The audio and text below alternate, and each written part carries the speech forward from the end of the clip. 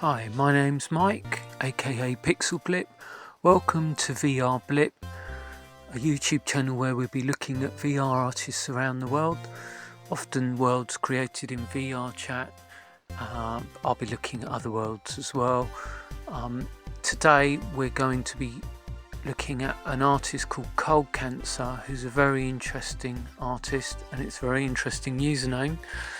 I came across him accidentally when I was wandering through VR chat, was completely bowled over by his worlds. He works in cyberpunk kind of style. There's a lot of common themes once again going through his work. It's interesting, he's produced worlds both in the Quest 2 and on PC, and it's interesting to talk to him about the differences of that. What kind of things you have to do to get your scenes down to a reasonable size to be able to play on a Quest 2. If you have a look at his work, he's really got a knack for lighting. He loves neon, magenta and blue, and his worlds are absolutely stunning. The lighting of the buildings, the rain, a cyberpunk city which you can visit on VR chat for free, even if you don't have a VR headset, is a real stunning piece of work. The rain effects are just phenomenal, so I'd encourage you to have a look at that. I've been wandering around his worlds, and I think I might have to re-interview him again a bit later and talk about some of his other worlds, because they're a sight to behold. Right, so we're going to have a chat now, and I'll hand you over to Coldcancer. Sorry, the video cut out a bit at the end, so I will just add some more speech to that. Apologies, the video cut out at the end. We'll just come back to that next time. And thanks very much, Coldcancer, for allowing me to interview you. Your work's stunning. Surely you're one of the best artists on VR chat at the moment. If you've got a Quest 2 headset or VR headset, head over to his work. I'll put the links down below in the description so you can go there. Okay, let's have a listen to what he's got to say. So we're here talking to the amazing artist Coldcancer about his VR chat worlds, documenting the new medium, which is incredible. Thank you for talking to us, Coldcancer. Thanks for reaching out. Oh well, I have so many questions about this room. It blows my mind. I don't know what to say. When I came into this room, my jaw dropped. To see it working on a Quest 2. I don't know how if you hit performance issues doing this world, or if you had a bit of room for being able to add stuff. Did you get near to maxing out the Quest 2 creating this, or?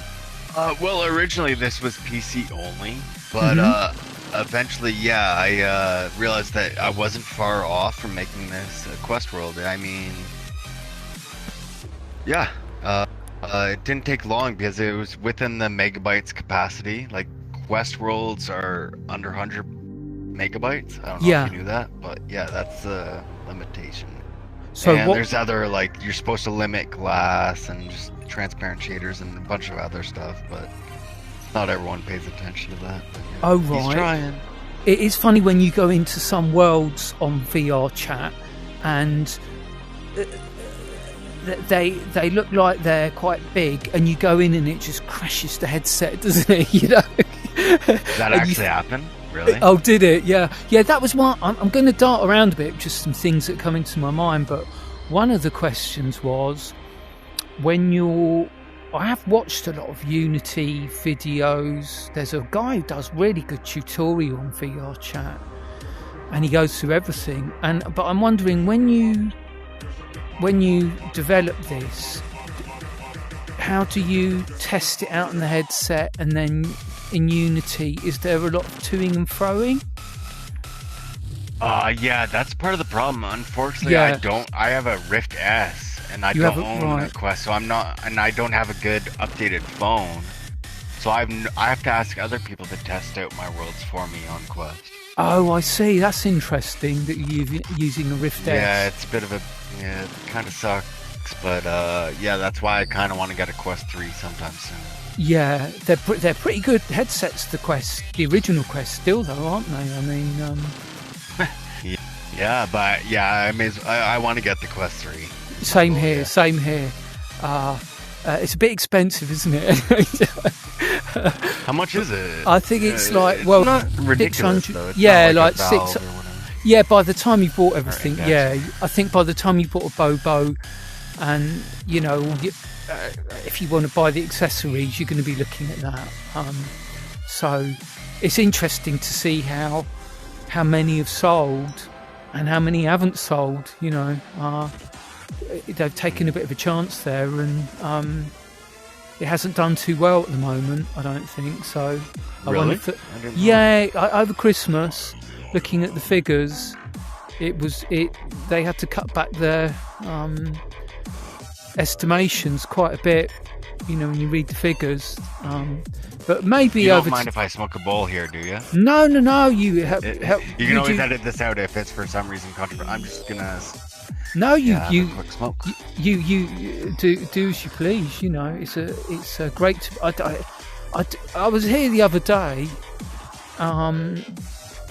going through these worlds, and I had a little look on the internet, and thought, I wonder if there were like VR magazines or sort of, and I couldn't find any stuff on anyone that had talked to anybody who'd created these worlds, you know. And I thought, this has to be documented because yeah, I'm glad you're kind of bringing that up, because there are some people on this game who are purists and they make everything from scratch, and that's not me. I use prefab assets. Right. I just kind of piece it all together like Lego, and that being said, it's not easy. I mean, it still takes me a lot of time. It's a lot of work and effort. But I have mad respect for people like Wispy Woo, Artsy Glitch, Lucifer M-Star. There's some of the top creators on this game. I'm probably leaving out a ton of other people, but yeah, they create all their stuff from scratch, as far as I know. I think a lot of them in Blender or something. But that's not me. Yeah, but it still takes effort, you know. Like I have respect for all avenues, you know. Well, one thing. Yeah, I kind of just piece together things. Yeah, sorry. You do. I'd say it's more than just pieced together. But one thing I liked when I looked at your work, I started noticing the same common elements in a lot of the scenes, and I really like that. You know, like this room is actually, it's just the airship as well. You've got the cinema and the airship. Yeah, the steampunk Zeppelin. Yeah. That's so clever. I tend to reuse things a couple times because, I mean, work goes into it, and when you have a good asset, why not reuse it a couple times? I don't want to use it over and over and over too many times, but yeah. Sure. No, I love that about you. I love that about the work, because I think it's really interesting to reuse stuff again and again, and yet it looks completely different. You know, it's nice to have common themes. Put a different vibe on it. Yeah. Yeah, and like nice to have common themes running through the work when you see certain things. I think the thing is, when I came into this room, well, there's so much to look at that you don't know where to start. But I have to say that the lighting effects in all your things, the lighting is just stunning. But the first thing I did was look at the floor, and I saw this water on the floor and thought, how has he done this? Because it's really detailed. You've got like puddles going, you've got water, like, you know, like water drops that look like they're splashing onto the floor, creating ripple effects. And I can't take too much credit for that. That's actually a shader. Okay, so you it was from Dark City 2 within Unity, and Yeah, I just love it. I agree with you. I just, it doesn't entirely make sense in here because like it's not raining. We're in an enclosed structure here, but still looks it like doesn't it's raining, matter. but, oh well, it just still looks too good to pass it up. Oh no, because all the neon reflects off it, and you know, it adds to the whole thing when I saw it. And that's interesting, Unity shaders, because I've been watching some videos about them, you know, people trying to get water effects and which ones are better than the other. Are you now quite familiar with Unity? Do you Oh yeah, Unity. Yeah, I'm a Unity guy. I'm not like a lot of people. They're very good at Blender, and I have mad respect for that. But I just generally you work stick in to Unity, and I love like You work in Unity solely, do you really? Then do you? Basically, I have a basic understanding of Blender, and I do use it for rudimentary things. But I'm not nearly as good as I don't like make my assets from scratch, and I don't make meshes and things like that. I just kind of use prefabs. I make lighting and all that kind of stuff. I don't want to take too much credit for everything I do, but it doesn't matter. You know, what does it matter if I mean, artists have always used, you know, like look at pop artists when they used imagery to make work and collage things together. It's same thing in a way, you know. No, I'm glad you see it that way. I think most people have respect for it. Just I do understand the purists out there who are like, "Oh, I made everything from scratch from Blender." No, you know, they made everything from scratch. So, no, I mean, if you can pull elements and envision something, then that's cool to me. I do that myself. All the pictures I've done, I've been, you know, we all get influenced by stuff and turn something into something else. So so in Unity, I mean, we'll have to talk more about the room, but do you use Bakery, you know, for baking, or do you just use the Unity? Absolutely. You've got Bakery, right? Because I've read a few. I love Bakery. I mean, I know some people can get, and I have gotten good results from using the inbuilt Unity baking function, but I'm almost always using Bakery. I see. That's good to know, because 99% of the time. I'm going to wait for it to come up on sale and buy it myself. And I've got a bit of a love-hate thing with Unity over the years. But after seeing these VR chat worlds, they're so stunning that I think, you know, I'm going to have to do one.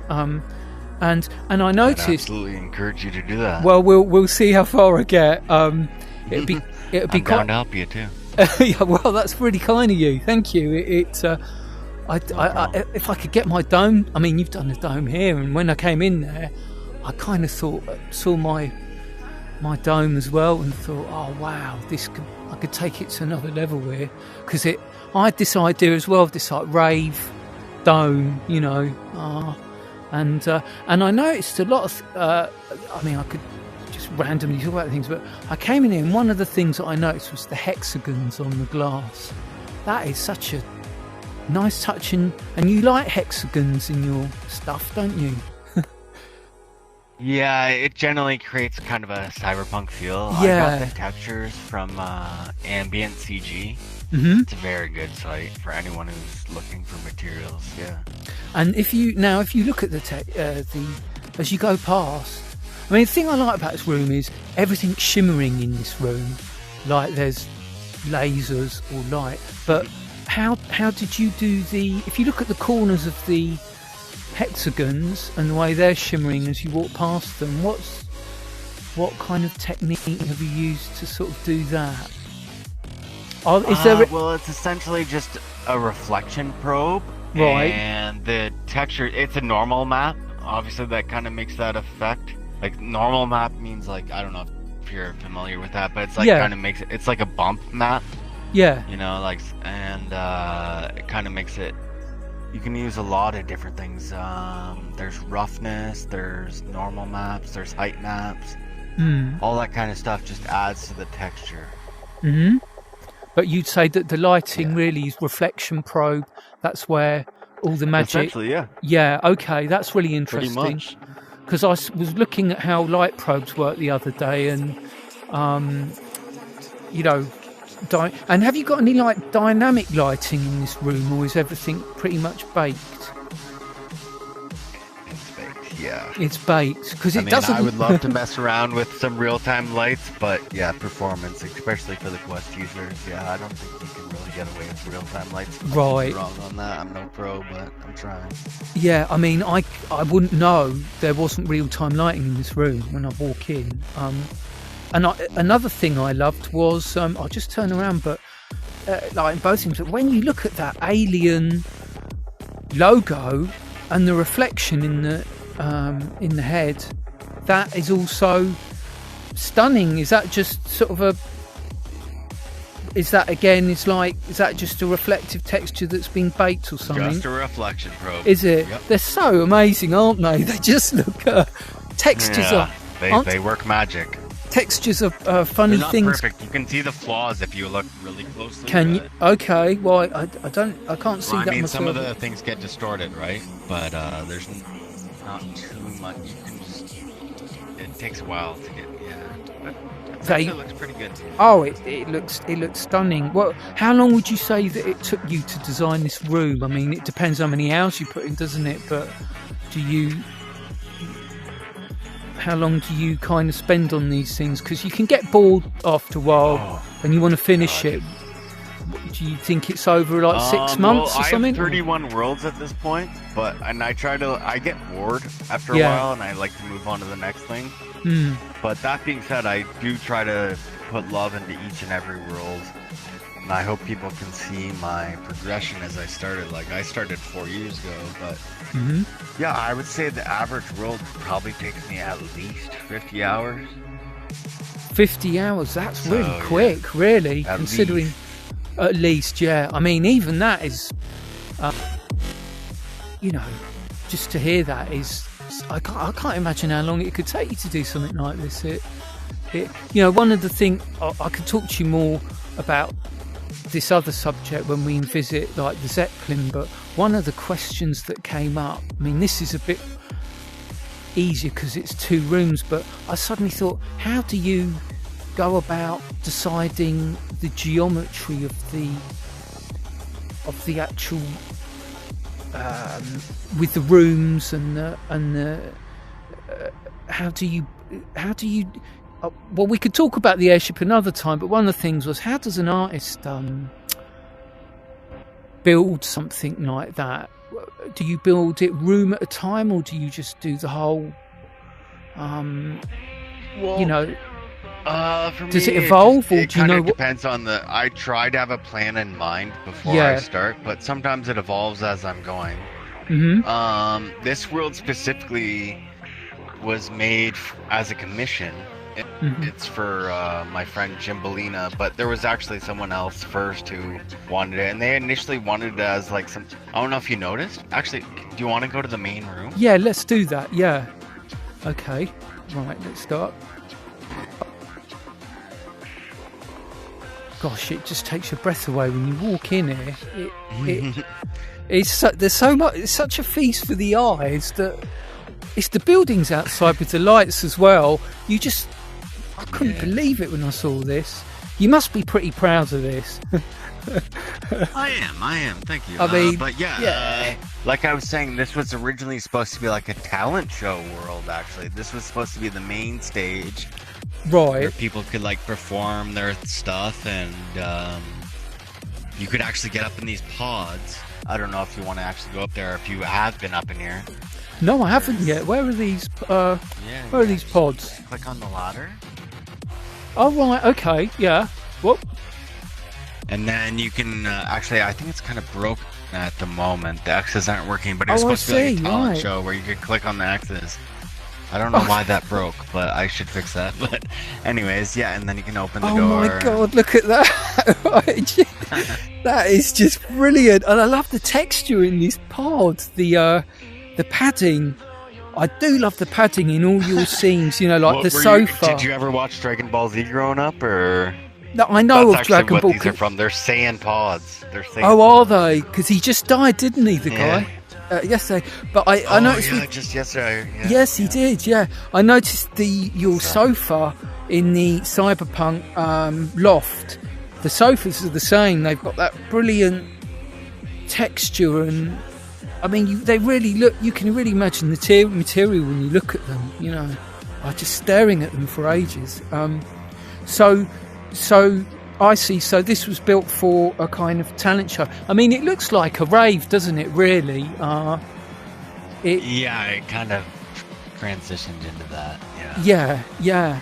And so if you these lights as well on the carpet, I love those. I saw them in the Zeppelin, which were great, and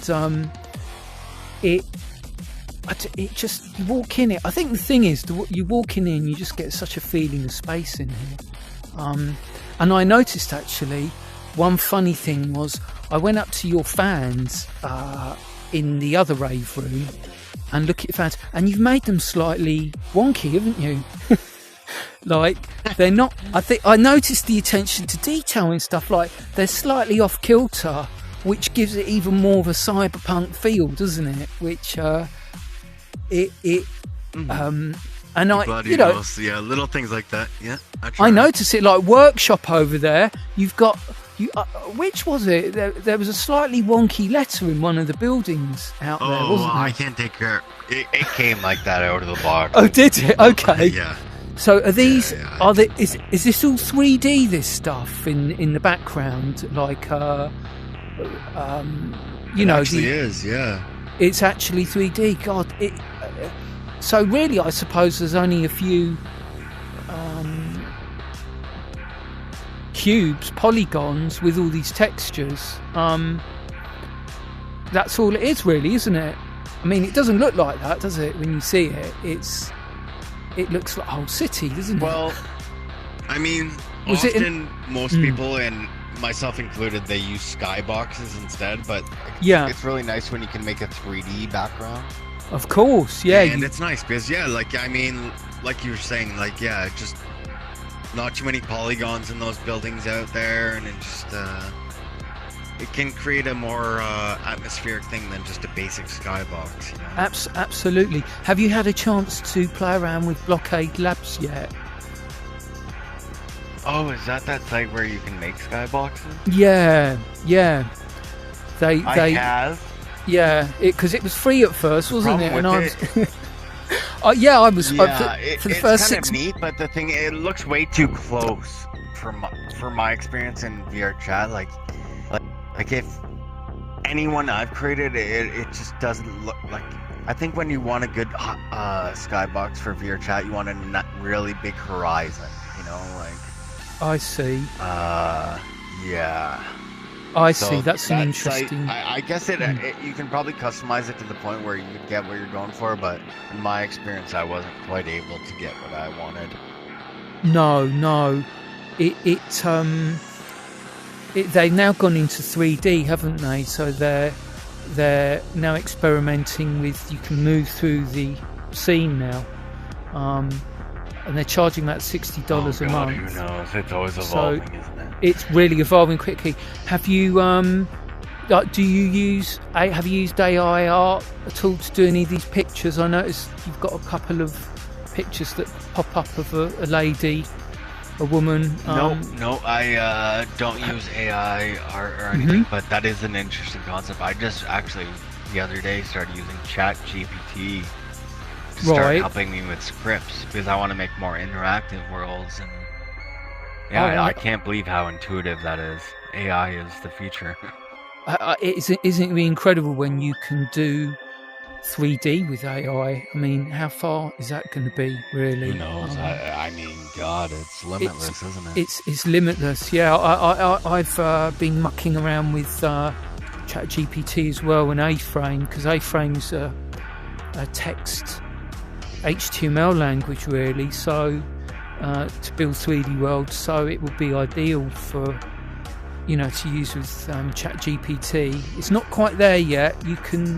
It's getting better, but it uses JavaScript, and and I can't believe it. I mean, I have no experience in scripting, and it blew my mind. I literally just gave it parameters saying like, oh, I want these NPCs to be able to have a health pool. I want them to be able to fight each other. I want them to target the news NPC within range. And in that I was just messing around. I just kind of wanted to make like a battle royale thing, and oh my god, it blew my mind. It actually worked. I have no experience with scripting in it. It actually wrote code, like pages and pages of code for me. I couldn't believe it. Well, it's exciting, isn't it? Because the I wonder, it'd be interesting when everyone starts using these tools. How are we going to get? One thing I was thinking of was, are we going to get overloaded with? Not overloaded with VR worlds, but like AI art now. When I see it.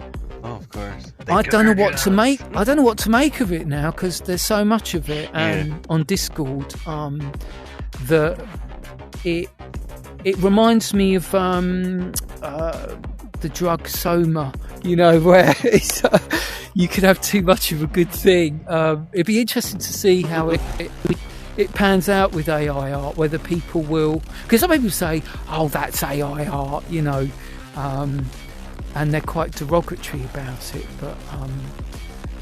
but it does have a certain, I don't know, I feel both ways about it. It's got a certain, it can be quite sterile at times to me, but it's amazing as well. So and I was just going to talk to you about the if I come down a bit, because these things here, these lighting effects you've got here going up the tubes, and you've got it in the other rave room. How did you do there with the pulses of sort of electricity going through the tubes? Oh, that's just scrolling UV. A scrolling UV, it's, okay. It's like you like a I just UV have map. a simple line in my emission, and I just set it to scroll. You can either use Mochi or Pyomi or any of those shaders, but you can't do. I mean, I'm sure there's a way you could do it with animations or whatever, but I just thought it was easier to do with the shader, and it's nice, and it seems to be pretty optimized. So Oh, it's just stunning. It's funny because I saw them, and I'll send you some pictures later. Similar thing in my retro art, exactly the same things, wires, and when I saw it, I thought, oh wow, that's just like my retro stuff, but in VR, and wires are key for Cyberpunk. Absolutely, you gotta have your cables and wires. Well, I noticed we can, more. Another time we'll talk about your other rooms, but there's definitely some synthwave logo cyberpunk stuff going on in there, isn't there? Really, really cool. And what do these Japanese signs mean here? Is there a meaning behind them? Oh god, I think that means I think it's like a karate studio or something. I mean, a karate studio, right? Okay. It's basically essentially gibberish, Oh right, okay. I don't know. I just think it looks cool. I mean, I guess. People look for too much meaning, don't they? But I guess I don't even know what language that could be. Japanese, Chinese. I don't even know. No. Well, the lanterns. Discriminatory or no. I don't know. No. Well, it doesn't really matter though, does it? Because it adds to the whole. Cool, it's. And what did you, out of interest, completely randomly ask you, but what did you think of the new Blaze Runner film? What did you think about that? Oh god, everyone always asks me that.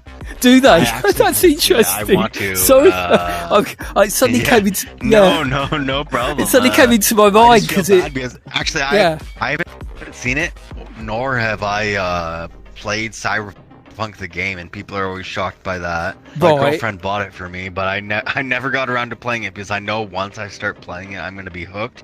And it will completely change my interpretation of what Cyberpunk is, and I kind of want to have my own iteration in my head, you know what I mean?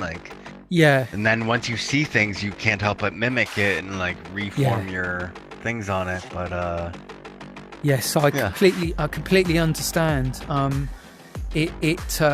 yeah, I keep looking up at the ceiling as well, and all the amazing stuff going on. Do you, when you come to creating your textures, that was another interesting thing. Are you using assets again? Because they fit really well, the textures. If you look at the fans at the top, and you've got kind of, the, what do you call it? The lines around the fans, around the cylinder. Everything just fits really well. Where do you grab your textures from? Do you do any yourself, or like these lightning bolts on the ground and on the ceiling? They're just simple PNG. I edited them a bit in Photoshop, but actually I'm glad you brought that up, because that's kind of a unique. I don't know if there's too many artists out there that do this, but what I do is I turn on the emission and I bake it, and it gives that nice glow around it. Mm-hmm. And then I turn off the emission afterwards, and then I bake the reflection probes. So essentially, I just love the effect that you can get from using 2D images and getting that glow around it, just... I don't see too many people doing that. I don't want to say I'm the one who created it. I'm sure there's people that have gone around it. But essentially, it's kind of, you don't see it around too often. So No. I'm really pleased with how it works. It's almost like the old Photoshop glow effect, like people used to do, but sort of it really does work in VR. And then you see these lights down in the dome at the bottom of the on the floor there. Those the way you've got those. How have you achieved that effect with the animation of those ring lights down there? Oh, well, it's essentially just audio link. This was the first world where I really messed around with audio link heavily. I see. And it's pretty simple, really. You just set up your shader, and you can set it to bass, treble, high mids, low mids, or whatever. And you can get some. It breathes life into the world, is what I like about it. I mean, even if you have the world muted, and you don't hear the music, it still just creates a lively effect, right? Yes, it does. I mean, I thought the music was in time somehow, and I was thinking, how's he managed to do that? Right, okay. I can't take credit for that. Whoever created Audio Link, they're the genius there, and it's a game changer for a lot of world creators when they made Audio Link. Yeah. I'll definitely have to get some good some advice from you about some good clubs to visit in VR chat. Like rave clubs. Oh, absolutely! And stuff. You should go to what's it called? Club Orion. They have some insane effects.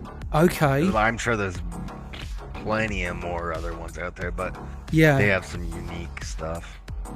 I'm quite a techno head, from the old days. So this is. When I saw this, I thought, this is the future of rave. This surely once these headsets get a bit lighter, it's so stunning that in my heart, I think it's. I think this is what Terence McKenna was talking about those years ago, of getting to this point. Who's that? Well, you have to look him up, but he was a trip head, and he did DMT, one of the first to sort of in the Amazon rainforest with his brother, but he in the 90s. Before he died, he predicted all of this, and he's really worth watching because he talked about VR. I mean, VR was just coming in then, so it had just started. So it wasn't like he'd seen a bit of it, but a lot of the things he talks about, a bit like Arthur C. Clarke. When you hear Arthur C. Clarke or Terence McKenna talking about he's describing this really, and that was in the early 90s, and so he's worth looking up. But he's quite a trip head. He talks. He's very intelligent guy. But it's a shame he didn't get to see VR. I think because it's the new DMT. I think so. Yeah. It's so incredible. You got VR, right? Well, exactly. Now, just are there any other questions I had about this room? So one of the other things I was going to ask you was, so what? Just going back to how you got into this. What's your kind of sort of background? Are you doing this for a living, or is this just a hobby, or? It's kind of turned into, I kind of want to pursue it possibly as a living. I mean, it started off just purely just screwing around. I had zero background when I started 4 years ago, and I'd recommend to anyone that's interested in just start messing around. It's fun, and it's not as daunting as some people might think. You can actually create a pretty cool looking atmosphere with basic knowledge. So anyone who's interested in getting into it, I absolutely encourage them, and all you have to do is just follow a few tutorials and you'll get there. And did you start off in VR chat, or were you Yep. You did. I haven't designed anything for anything other than VR chat. I started, like I said, 4 years ago, and no background. I didn't take it for schooling or anything. I had zero idea what I was doing. I didn't know what a reflection probe was. I didn't know what light probes were. I didn't know what baked lighting meant. I didn't even know what a mesh was, all polygons. I knew nothing. So that's what I'm saying. Anyone's capable. Well, in 4 years, I mean, look at it. You're a master now, aren't you?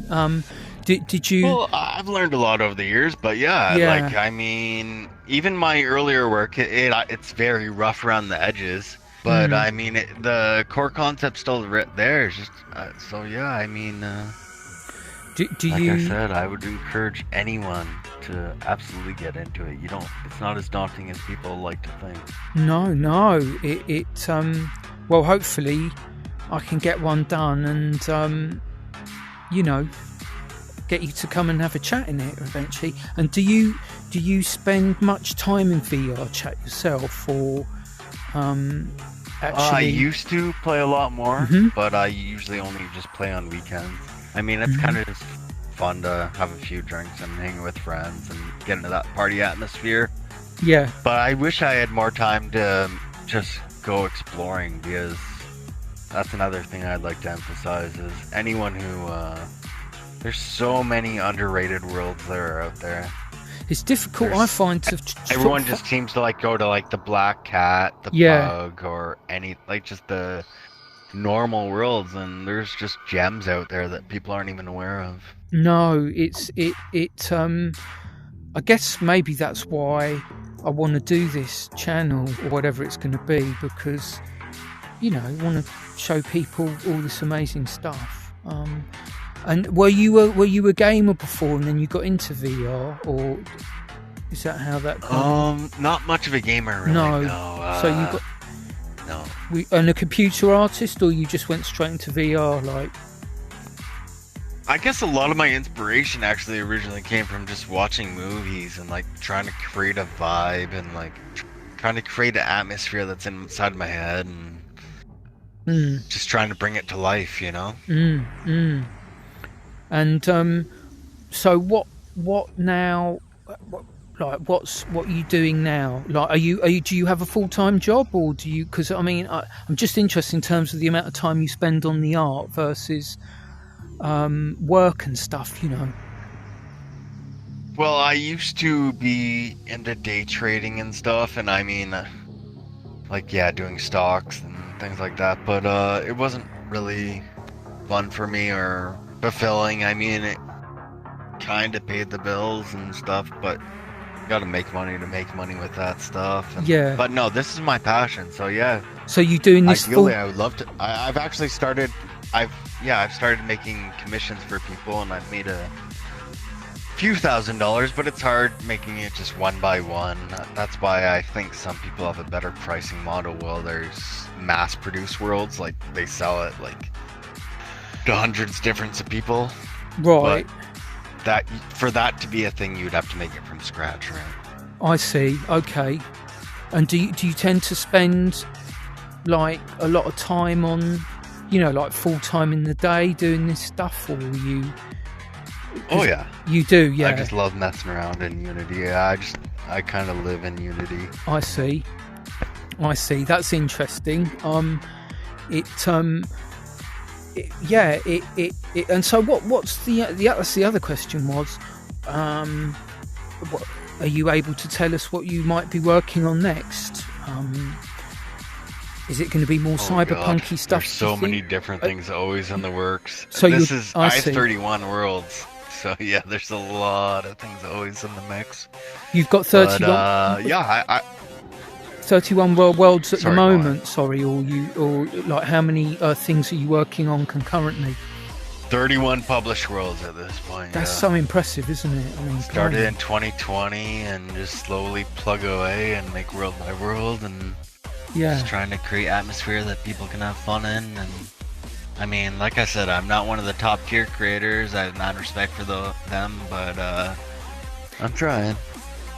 It's difficult to find where to find the right, I suppose on the forums, but where to find the information in terms of, sites that point out good sites in VR chat. I've been surfing around the internet trying to find some good resources of, where it lists worlds to visit and things. Are you working on a cyberpunk thing at the moment? Another one, or? Not currently, but yeah, I mean, Cyberpunk is my bread and butter. Yeah. You say that you're trying. I just like it's nice because you can use neon lights and yeah. It's just a versatile theme. Well, indeed, yeah. Well, it always looks impressive, doesn't it? The blue and the pink. I mean, you can never go wrong with it. Yeah, blue and pink. You're right. Blue and pink. You can't go wrong. Well, I love that apartment. They just mesh together so nice. The apartment that you did. That is one of the best sort of Blade Runner-y type apartments I've ever seen. I couldn't believe it. But we can. We can Which talk. Which one? The loft. Cyberpunk Loft in City. The loft. Yeah. I really, it's not fair to talk about things that are in another room, but one of the questions I had, we might be able to talk about it because it might be here, but you got smoke coming out the fans in a lot of your rooms. Yeah. What's that? It's not smoke particles, is it? Is it like it's just particles? It's smoke particles, is it? See, that's really impressive the way that runs on a Quest 2 without any slowdown. What was your? How big was the Quest, the Rift world when you did it, and how much did you have to shrink it by? Was it? The Loft world. It was originally, when I first made it, I think it was 250 megabytes. So I had to shrink it big time. But I didn't want to have to get rid of any of the meshes, so I just turned down the texture resolution big time. But that world could easily be like 500 megabytes. I combined a lot of the meshes, which is important for optimization. Combined textures, which is important for optimization as well. Combining textures, right? Okay, that's interesting. Did like if you have to drop things down the text, you had to do that in here for the Quest as well? Did you For this one, a little bit, yeah. Right. Not nearly as much as for the other one, but yeah, I had turn down some of the resolution, and it's always important to try to like reuse textures whenever you can. Like this is my concrete texture, this is my floor texture, this is my ceiling.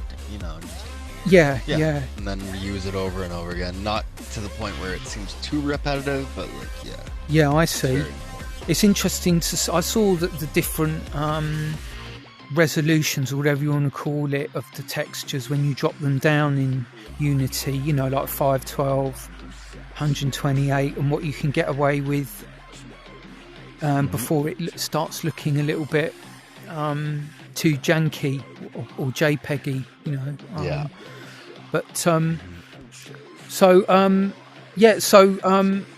It would be interesting to talk to you again, and we could do another one maybe on looking at the Zeppelin That was another one that when you, I don't want to tire you out today, because there's been more questions coming into my head, but I just can't. I'm sorry. No, may as well shoot while we're here. I mean, what about the Zeppelin? Yeah, maybe not. Well, all right, let's. Oh no, we'll do the Zeppelin. All right, we'll do that another time. Yeah, and do you use any kind of? Do you put any mist into the scene, or sort of? Is there mist? Sometimes it looks like there's haze in the room.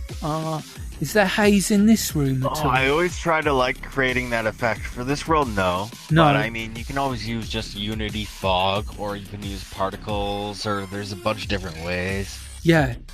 But yeah, I always try to make it. In a perfect world, I would like to have like atmospheric fog, like how what's it called? What's that other platform? Why can't I think of it right now? Unreal. Unreal. Yeah. Unreal. Yes. Yeah, they have some really neat effects you can do with fog, and they just. I mean, VR chat, it's awesome. It has some. You're allowed to get away with a lot, but you are limited. You can't use like HDRP or URP. I don't know if that resonates with you, but yes. I don't know too much about it either, because my whole experience has just been creating content for VR chat. But I've been told like, yeah, there's different texture layouts and stuff like. I don't want to talk too much about it, because I'll probably make myself sound not quite. I don't want to give not proper facts. Yeah. But do you? It'd be interesting to know what things you find useful in Unity. You know, I mean, we could look it all up anyway, really. But you know, certain assets that you find. You know, I suppose there's loads of them. Well, there's a lot of things that are just on Unity prefabs. I mean, you can find just Unity Asset Store is great. Sketchfab's great. I use Ambient CG, I believe it's called, or whatever. You can get a lot of nice textures from there. Like I said, I mean, I get a fair amount of messages from new creators just asking for advice, and it's always. And it makes me feel good, like, to help other people out, because I remember when I was brand new, and it's hard, but there's a lot of tutorials out there. If you download the Creator Companion for VR Chat, I think there's tutorials right on there, and I actually haven't seen them, because I would like to think that I'm kind of somewhat know what I'm doing at this point. But for anyone who's just getting started out, I'd absolutely recommend point them in that direction. And yeah, there was a guy on YouTube. God, anyone can do it. That's what I keep on wanting to try to emphasize. Like, if you have a vision, I mean, I don't know. I would like to. Some people tell me that I have like a specific eye for art or whatever, but I just kind of believe that anyone's kind of capable of doing it. You know, if you have a vision and you want to. I asked one of the top world creators once. I said, "What do you think is the most important thing for making a successful world?" And they just said time, and I kind of really thought about that, and that's important. You just gotta put the time in. You know? Yeah. Did you? If you look at the geometry in this room, did you build the geometry in Unity of the dome? Well, like I said, it was basically already pieced together, like you saw in the steampunk Zeppelin. But so, what did you model it? I just used a portion of it. Did you model it in Unity? Like I said, I don't do any modeling. I see. So you use some sort of asset or something. I see. Because it and I just kind of pieces together. Yeah. Well, that's I think in a way that is the way people are going to end up doing stuff, especially when AI comes in and 3D. We're all going to be creating. I think. Do you know what? I was thinking about AI, and it's almost going to be like poets are going to be the new artists, or because people are going to be using words to describe VR worlds, aren't they? It's going to build them, and that's really interesting to me. That oh God, who knows? I mean, someone could probably just put these words into it and make me a observatory of Cyberpunk style or something. They could probably just make something, like, who knows. But yeah, this world took me quite a while, and like I said, I would like to say, like, this does belong to a different person. This world, it's Jimbolina. It belongs to her, right? For it, but like, yeah. Do people hang out in this world every now and then, or do they come and do their stuff? Or is it... I think my most popular world is Cold Motel. Motel. Like, do you know, I haven't looked at that moment, yet. I look at that, there's like 50 plus people in there at any given moment. But like, yeah, the rest, so a lot of my worlds have 0. But I mean, it is what it is. Yeah. Well, hopefully not after we start publishing this. As soon as people start finding out about this. It's all good. I can't believe that. Well, I mean, about publicity. No, of course not. I mean, there's so many nice worlds out there.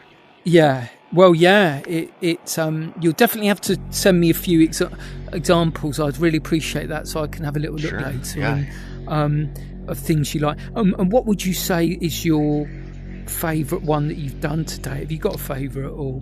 My rainy Cyberpunk city, but the unfortunate thing about that is it's not Quest compatible.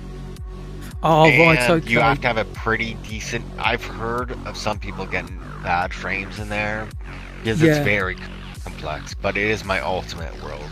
I'm gonna have to try. Probably 200 hours on that world, and it's my baby, and I love it. Yeah. Well, I'm going to have to try and see if my 1060 will cope with it, and drop things down a bit. You would definitely want to try it on your PC. Like I said, it's not Quest compatible, so you'll just have to go through it on PC. Do you think you'll ever do a Quest version of it, or you just don't think it would be possible? No, not that one. No. It's interesting. I always try to make my worlds Quest compatible nowadays because there's always that demand. I mean, it's funny, like, when I'm playing VR chat, I don't run into many people using a Quest, and like, if they are, they're usually into their computer, so it doesn't matter. That's really interesting. But usually it's kids, but there's still a demand for cross-platform. Like, let's just say you're chilling with 10 friends, and like you drop a portal, and they're like, "Oh, I can't go there because I'm on a Quest," and then everyone will just. So that's why it's important, right? So I don't know. I see. Yeah. I see. Right. Yeah. You want everyone to be able to see it. I'm surprised about that about Quest. I thought I would have thought the opposite. You know. Maybe that's your hardcore VR enthusiasts or whatever. You know. Through Steam and everything. Well, I mean, depending on who you ask, but my experience, 99% of people that I've met when I'm usually hanging out with, they're on connected to their PC. Right. Okay. But it's It would be nice to get a big screen beyond, wouldn't it? And have a nice, decent PC and hook yourself up. I find this Quest quite heavy on my head a lot of the time, this Quest 2. So, after a while I have to leave VR chat and come back to it every now and then. But and you say that a lot of I haven't really talked to anybody on VR chat yet, but when I've gone into rooms, it seems like everyone's about 12. If you go to public worlds, that's why you need to create a good friendship base, and then you can just go to invite plus lobbies or friends plus lobbies, and generally it's an entirely different atmosphere. You don't have to deal with all the trolling, and much more chill. And do you have a group that you is there a VR artists, like VR chat artist group that people frequent where people hang out? Of course there is. I'm not too involved in the communities, but like there's VR community meetups and things like that. Right. VR chat prefabs, and there's a lot of people that pay it forward in this community. And like for example, like like the games you've seen a lot of the worlds, like a pool table that was made by a group of people or whatever. I think I don't want to misquote anything. I mean, like, then there's cards. beer pong, all those type of games, and which I've seen everyone in Zeppelin. uses them. Yeah. That was just made by a specific group of people, and yeah, it's nice. Thanks. I see. People I that see. make that stuff. It'd be interesting to see what you do with scripts and what your, you know, what some of the, what you might want to do next. You know, trying to get some more. Yeah, it's fun. Now that I know about ChatGPT, I'm very curious. I find hand detection a really cool thing. Something I'm always amazed by, hand detection. And I'd like to build a sort of synthesizer room, you know. I mean, you could only get so far with it, but that would be quite cool. I did do a search of synthesizers on VR Chat. Couldn't find the thing. I thought, okay, no one's done a synthesizer room yet, so maybe I've got my angle there. Well, thank you to Coldcancer. Sorry that cut off a bit at the end there. I hope we can interview him again soon, and I'll leave you with me wandering around his steampunk Zeppelin, which is another brilliant piece. It's Victorian Zeppelin floating in space, and I love the textures, the lighting on it, all the imagery in the 1930s Art Deco. That's something that goes through a lot of his work, and he tends to reuse a lot of things in his work, which is also very interesting, but he just changes the textures. So thank you, Coldcancer, and we hope to bring you more VR artists soon.